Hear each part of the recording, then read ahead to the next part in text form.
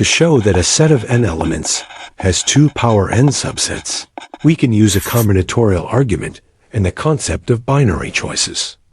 Example. Let's consider a set S with 3 elements A, B, C.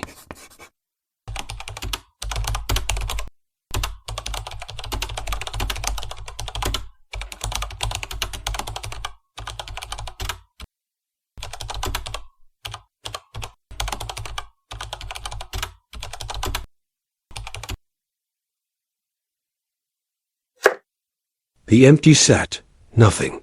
Subsets with 1 element, A, B, C. Subsets with 2 elements, A, B, A, C, B, C. The subset with all 3 elements, A, B, C.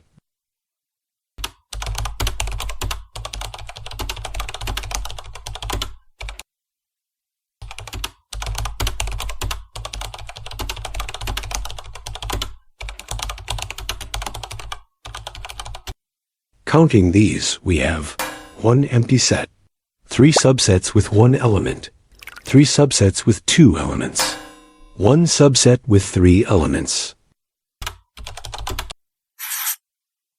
Counting these, we find there are 8 subsets, which is 2 power 3.